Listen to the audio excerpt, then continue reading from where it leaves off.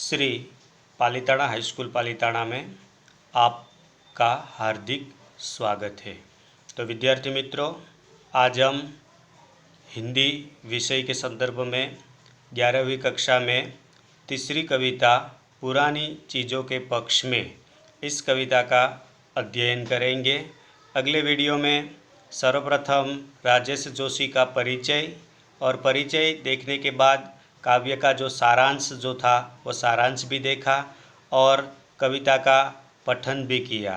तो आज इस वीडियो में हम इस कविता की एक एक काव्य पंक्ति को समझने का प्रयास करेंगे।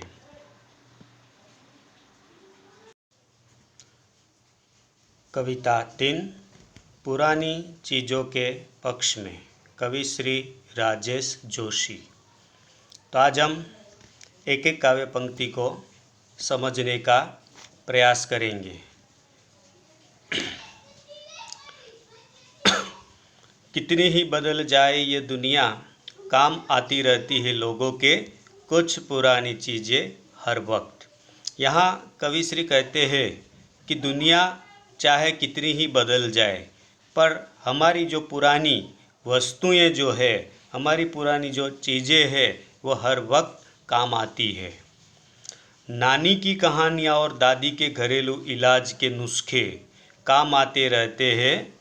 अब यहाँ देखिए कि भाई हमारा जो घर होता है और उसी घर में नानी और दादी, नानी यानी कि माता की माँ जो होती है उसे हम नानी कहते हैं और पिता की जो माँ होती है उसे हम दादी कहते हैं। तो अगर घर में कोई भी बच्चा बीमार होता है तो सर्वप्रथम उसे डॉक्टर के पास नहीं लिया जाता, क्योंकि डॉक्टर के पास नहीं ले जाते।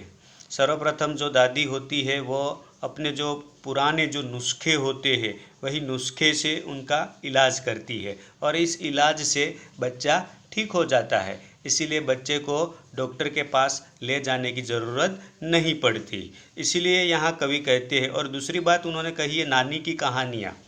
जब बच्चा छोटा होता है और सोता नहीं है तो नानी जो है वो उसे कहानियाँ सुनाती है। राजा की कहानी, राजकुमार की कहानी या राजकुमारी की कहानी सुनाती है और बच्चे को ये कहानियाँ सुनना बड़ा पसंद आता है। इसीलिए वो कहानी सुनते सुनते सो जाता है। इसीलिए कवि कहते हैं कि दुनिया चाहे कितनी ही बदल जाए लेकिन हमारी पुरानी जो चीज़ें हैं वो काम आती है। इसमें पहली बात उन्होंने कही है नानी की कहानियाँ और दूसरी बात कही है दादी के घरेलू इलाज की बात। काम आते रहते हैं जैसे सदियों पुराने पहाड़ और प्राचीन और स्मृतियाँ उनके किनारे बसी सभ्यताओं की। आज भी वर्तमान समय में भी देखें तो जो कई पहाड़ हैं, कई पर्वतें हैं, वो भी आज वर्तमान समय में काम आते हैं, जो सदियों से अपने स्थान पर खड़े हैं। तो वो पुराने हैं फिर भी वर्तमान समय में वो काम आते हैं। उसी प्रकार पुरानी हमारी जो नदियों के किनारे, पर्वतों के किनारे जो हमारी सभ्यता बसी थी, वो सभ्यता की स्मृतियाँ भी आज हमें काम आती है। कंप्यूटर और सैटेलाइट के इस युग में भी दुनिया की हज़ारों सड़कों पर दौड़ती रहती है हमारी पुरानी साइकिलें। यहाँ एक महत्वपूर्ण पुरानी वस्तु के बारे में बात कही है जो आप सब इस वस्तु से परिचित है, जैसे कि साइकिल। जब शुरुआत में नई नई साइकिल आई थी और जो कोई साइकिल खरीदता था तो लोग, गांव के लोग जो है वो उसे देखने के लिए चाहते थे कि भाई ये कौन सी वस्तु है, कि जो साइकिल कैसी दिखती है, कैसी होती है, ये लोग देखने के लिए आते थे। तो यहाँ कवि राजेश जोशी कहते हैं कि वर्तमान समय जो है वो कंप्यूटर और सैटेलाइट का युग है। अगर आज वर्तमान समय कंप्यूटर और सैटेलाइट का युग है तो हम ये मानते हैं कि पुरानी वस्तुएं जो होती है वो गायब हो जाती है, लेकिन ऐसा नहीं है। चाहे दुनिया कितनी ही बदल जाए, कितनी ही कंप्यूटर युग या सैटेलाइट का युग हो, लेकिन पुरानी वस्तुएं जो होती है वो आज भी मनुष्य को काम आता है। इसीलिए उन्होंने दृष्टांत दिया है साइकिल का। आज भी आप रास्ते पर या सड़कों पर देखोगे तो ज़्यादा से ज़्यादा साइकिल जो है वो आपको सड़कों पर नज़र आएगी। कई मोटर कारें, बड़ी बड़ी मोटर कारें का आविष्कार हुआ, बड़े बड़े परिवहनों का आविष्कार हुआ, फिर भी सड़कों पर हमारी पुरानी साइकिलें दौड़ती हुई नज़र आती है कि नहीं आती। इसीलिए कवि कहते हैं कि हमारे पुरानी चीज़ें जो है वो हर वक्त काम आती रहती है। सच एक प्राचीन चीज है और हालांकि झूठ भी। सच यानी सत्य और झूठ यानी असत्य। सच और झूठ दोनों प्राचीन हैं। प्राचीन समय में भी मनुष्य सच का उपयोग करते थे और झूठ का भी इस्तेमाल करते थे। जहाँ ज़रूरत पड़ती है वहाँ सच काम आता है, तो जहाँ ज़रूरत पड़ती है वहाँ झूठ भी काम आता है। तो प्राचीन समय में भी सच और झूठ काम आता था, वही सच और झूठ वर्तमान समय में भी काम आता है।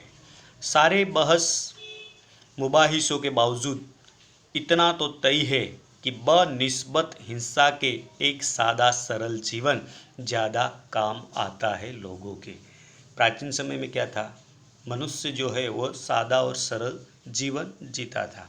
आज वर्तमान समय में देखें तो कई लोग आधुनिकता के पीछे पागलों की तरह दौड़ते हुए नजर आते हैं।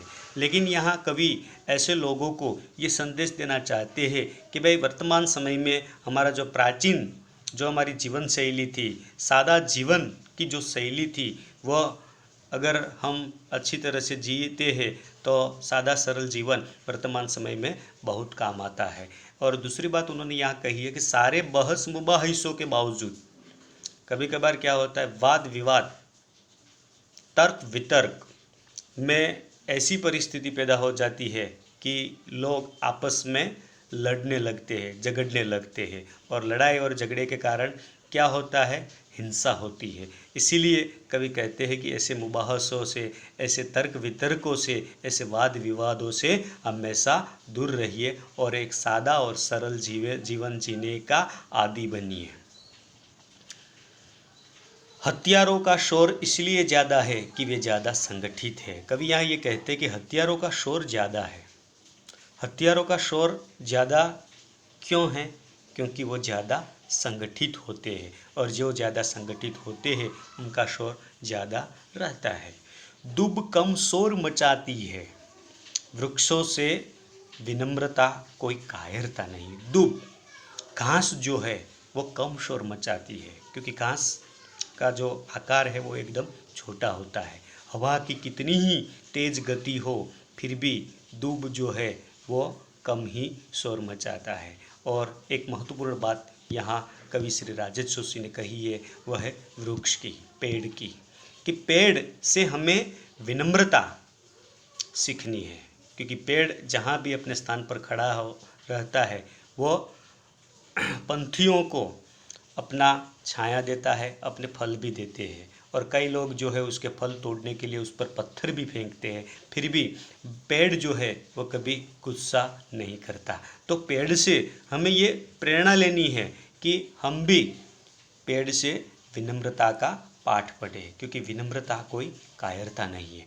कोई लोग पेड़ पर से फल तोड़ने के लिए उस पर पत्थर फेंकते हैं, तो पेड़ जो है वो पत्थर फेंकने वाले के सामने पत्थर नहीं फेंकता, क्योंकि वो विनम्र है। इसीलिए यहाँ कवि कहते हैं कि भाई विनम्रता कोई कायरता नहीं है, तो हमें विनम्रता का पाठ जो है वो हमें पढ़ना चाहिए। नई नई मूर्खताओं के बावजूद बची रहती है पुरानी समझदारियाँ। नई नई मूर्खता, कभी कभार मनुष्य है जल्दबाजी में मूर्खता कर बैठता है, तो नई नई मूर्खताओं के बावजूद भी बची रहती है पुरानी समझदारियाँ। अगर कोई एक बार अगर गलती कर देते हैं, मूर्खता कर बैठते हैं, तो उसी के साथ साथ मूर्खता के साथ साथ समझदारी है हम में, तो हमें कोई भी कार्य है वो समझदारी से ही कोई भी निर्णय हमें लेना है। कभी भी जल्दबाजी में निर्णय नहीं लेना है। अगर जल्दबाजी में निर्णय लेंगे तो मूर्खता का शिकार होंगे। इसीलिए मूर्खता का शिकार न बनना पड़े, इसलिए हमें समझदारी से, हमारी जो पुरानी समझदारियां हैं वही समझदारी से ही कार्य को आगे बढ़ाना होगा। स्मृतियों में बची रहती है, और वो समझदारियां तो हमारी स्मृतियों में बची रहती है। स्मृति, स्मृति का मतलब होता है याद। थोड़ी सी टिस, थोड़ी सी मिठास। टिस का मतलब होता है कसक, दुख, पीड़ा। थोड़ी सी पीड़ा भी रहती है और थोड़ी सी मिठास, अच्छी स्मृतियाँ भी रहती है, बुरी स्मृतियाँ भी रहती है, क्योंकि मन है। और जीवन में अगर हम जहीं कहीं भी आगे बढ़ते हैं तो हमारे मानस पटल में, स्मृतियों में कई ऐसी यादें हैं जो अच्छी है और कई ऐसी यादें जो है वो बुरी होती है। तो इस प्रकार राजेश जोशी ने इस कविता में बहुत बड़ी बातें यहाँ प्रस्तुत की है। आज हमने इस कविता को यहाँ पूरा किया है। स्वाध्याय के जो प्रश्न है, तो सर्वप्रथम शब्दार्थ है, वो भी आपको अपनी हिंदी की नोटबुक में लिखना है। वैकल्पिक प्रश्न है शुरू पहले, और वैकल्पिक प्रश्नों में क्या है कि सही विकल्प चुनकर निम्नलिखित प्रश्न के उत्तर दीजिए। तो ये पहले वैकल्पिक प्रश्न लिखना, फिर एक एक वाक्य के प्रश्न लिखना, फिर 2-3 वाक्य के और 5-6 वाक्यों के। आशय स्पष्ट कीजिए। ये नोटबुक में लिखने की ज़रूरत नहीं है, लेकिन विकल्प वाले प्रश्न, एक एक वाक्य के प्रश्न और 5-6 वाक्य में जो प्रश्न के उत्तर है, वह उत्तर आप अपनी नोटबुक में लिख देना। अस्तु।